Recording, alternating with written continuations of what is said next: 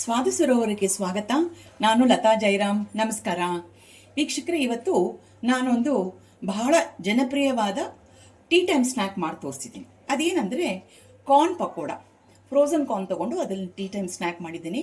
ಆ ಪಕೋಡ ಜೊತೆಗೆ ನಾನು ಗ್ರೀನ್ ಚಟ್ನಿ ಮತ್ತು ಸ್ವೀಟ್ ಇಮ್ಲಿ ಚಟ್ನಿ ಅಂತಾರೆ ಹುಣಸೆ ಹಣ್ಣಿಂದು, ಅದು ಮಾಡಿದ್ದೀನಿ. ಈ ಗ್ರೀನ್ ಚಟ್ನಿಗೆ ನಾನು ಪುದೀನ, ಕೊತ್ತಂಬರಿ ಸೊಪ್ಪು ಮತ್ತು ಹಸಿಮೆಣಸಿನ್ಕಾಯಿ ಅದನ್ನು ರುಬ್ಕೊಂಡು ಚಿಟಕಿ ಉಪ್ಪು, ಚಿಟಕಿ ಸಕ್ಕರೆ ಹಾಕ್ಕೊಂಡಿದ್ದೀನಿ.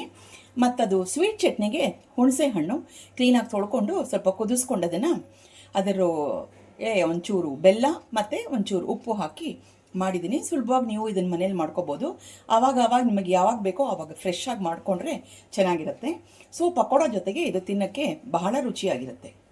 ಸೊ ನಮ್ಮ ಸ್ವಾದ ಸರೋವರ ಚಾನೆಲ್ ಯಾರ್ಯಾರು ನೋಡ್ತಾ ಇದ್ದೀರೋ ದಯವಿಟ್ಟು ಎಲ್ಲರೂ ಸಬ್ಸ್ಕ್ರೈಬ್ ಮಾಡಿ ನೋಡಿ, ಲೈಕು ಶೇರ್ ಮಾಡಿ ನಮಗೆ ಸಪೋರ್ಟ್ ಮಾಡಿ. ಮತ್ತು ಆ ಬೆಲ್ ಐಕಾನ್ ಬರುತ್ತಲ್ಲ, ಆ ಬೆಲ್ ಐಕಾನ್ ಪ್ರೆಸ್ ಮಾಡಿ ಆಲ್ ಅನ್ನೋ ಆಪ್ಷನ್ ಸೆಲೆಕ್ಟ್ ಮಾಡಿದ್ರೆ ನಾವು ಮಾಡೋ ಪ್ರತಿಯೊಂದು ಖಾದ್ಯನೂ ನಿಮಗೆ ಮೊದಲು ಬಂದು ತಲುಪತ್ತೆ.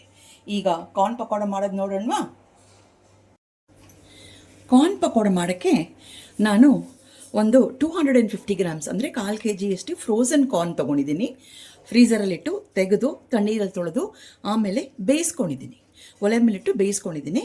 ಸೊ ಒಂದು 1/4 kg ಕಾರ್ನ್ ಮತ್ತು ಮೀಡಿಯಮ್ ಸೈಜ್ದು ಒಂದು 3 ಈರುಳ್ಳಿ,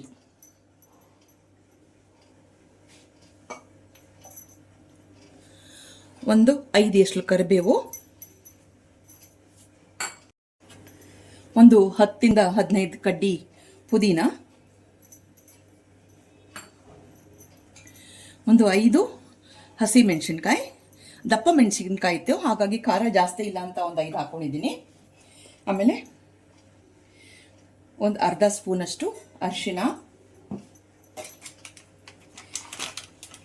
1 ಟೀ ಸ್ಪೂನಷ್ಟು ಹಸಿಮೆಣಸಿನ ಪುಡಿ, ಇದು ಅರ್ಧ, ಇನ್ನೊಂದು ಅರ್ಧ,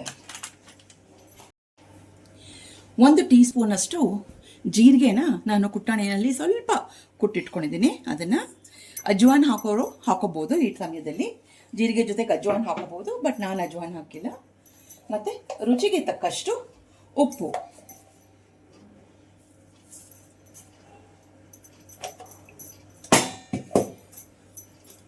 ಒಂದು ಅರ್ಧ ಟೀ ಸ್ಪೂನಷ್ಟು ಸಕ್ಕರೆ. ಇದಿಷ್ಟು ಹಾಕ್ಕೊಂಡು ಮೊದಲು ಕೈಯಲ್ಲಿ ಚೆನ್ನಾಗಿ ಕಲಿಸ್ಕೊಂಡ್ಬಿಡೋಣ. ಆಮೇಲೆ ಇದಕ್ಕೆ ಸ್ವಲ್ಪವಾಗಿ ಕಡಲೆ ಹಿಟ್ಟು ಆ್ಯಡ್ ಮಾಡೋಣ. ಲೂಸಾಗಿ ಕಲಿಸ್ಕೊಂಬಿಡಿ. ಹೀಗೆ ಉಪ್ಪು, ಸಕ್ಕರೆ ಎಲ್ಲ ಮತ್ತು ಸೊಪ್ಪುಗಳು ಎಲ್ಲನೂ ಚೆನ್ನಾಗಿ ಮಿಕ್ಸ್ ಆದಮೇಲೆ ಆಮೇಲೆ ಕಡಲೆ ಹಿಟ್ಟು ಆ್ಯಡ್ ಮಾಡ್ಕೊಳ್ಳೋಣ. ಈಗ ಇದನ್ನೆಲ್ಲ ಚೆನ್ನಾಗಿ ಮಿಕ್ಸ್ ಮಾಡ್ಕೊಂಡಿದ್ದೀನಿ. ಇವಾಗ ಇದಕ್ಕೆ ಕಡಲೆ ಹಿಟ್ಟು ಹಾಕ್ಕೊಳ್ಳೋಣ. ಕಡಲೆ ಹಿಟ್ಟು ಎಷ್ಟು ಹಿಡಿಸುತ್ತೋ ಅಷ್ಟು ಹಾಕ್ಕೊಳ್ಳೋಣ. ನೀರು ಹಾಕೊಳ್ಳೋದು ಬೇಡ, ಯಾಕಂದರೆ ಇದರೊಳಗೆ ಸ್ವಲ್ಪ ನೀರಿನ ಅಂಶ ಇರೋದ್ರಿಂದ ಸ್ವಲ್ಪ ಕಡಲೆ ಹಿಟ್ಟು ಹಾಕಿ ಗಟ್ಟಿಯಾಗಿ ಕಲಿಸ್ಕೊಳ್ಳೋಣ. ವೀಕ್ಷಕರೇ, ಈಗ ನೋಡಿ ಸ್ವಲ್ಪ ಕಡಲೆ ಹಿಟ್ಟು ಹಾಕಿ ಕಲಿಸ್ಕೊಂಡೆ, ಆದರೂ ಹಿಂಗೆ ಪಕೋಡ ಹಾಕಿ ಇನ್ನೂ ಬರ್ತಾ ಇಲ್ಲ.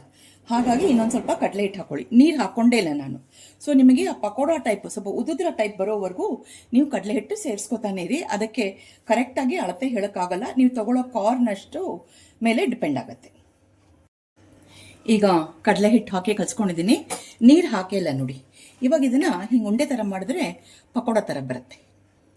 ಹಿಂಗೆ ಉಂಡೆ ಥರ ಮಾಡಿದ್ರೆ ಪಕೋಡ ಥರ ಬರುತ್ತೆ.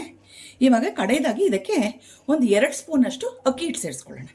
ಅಕ್ಕಿ ಹಿಟ್ಟು ಸೇರಿಸ್ಕೊಂಡ್ರೆ ಸ್ವಲ್ಪ ಗರ್ಗರಿಯಾಗಿ ಬರುತ್ತೆ. ಇದು ಸೇರಿಸಿ ಮಿಕ್ಸ್ ಮಾಡಿಬಿಟ್ಟು ಆಮೇಲೆ ಎಣ್ಣೆ ಇಟ್ಟು ಕರಿಯೋಕ್ಕೆ ಶುರು ಮಾಡೋಣ. ವೀಕ್ಷಕರೇ, ಎಣ್ಣೆ ಕಾದಿದೆ, ಅಡುಗೆ ಎಣ್ಣೆ ಉಪಯೋಗಿಸ್ಕೊಂಡಿದ್ದೀನಿ. ಇವಾಗ ಒಂದಿಷ್ಟು ದಪ್ಪ ತೊಗೊಂಡು ಅದನ್ನು ಚಿಕ್ಕ ಪೀಸ್ ಮಾಡಿ ಹೀಗೆ ಹಾಕ್ತಾ ಹೋಗಿ. ಎಣ್ಣೆ ಶುರುವಿನಲ್ಲಿ ಸ್ವಲ್ಪ ಹೈ ಫ್ಲೇಮಲ್ಲಿರಲಿ, ಆಮೇಲೆ ಸಣ್ಣ ಫ್ಲೇಮ್ ಹಾಕ್ಕೊಳ್ಳಿ.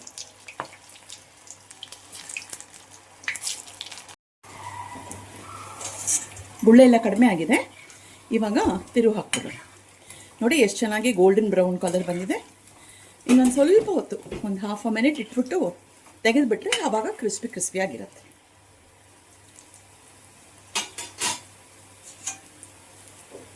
ಸಾಕು ಅನಿಸುತ್ತೆ. ಈಗ ತೆಗೆದುಬಿಡೋಣ. ನೋಡಿ ಎಷ್ಟು ಚೆನ್ನಾಗಿ ಬಂದಿದೆ. ಸೊ ಇದು ಒಳ್ಳೆ ಟೀ ಟೈಮ್ ಸ್ನ್ಯಾಕ್ ಅಲ್ವಾ? ನೀವು ಮಾಡ್ಕೋತೀರಲ್ವಾ?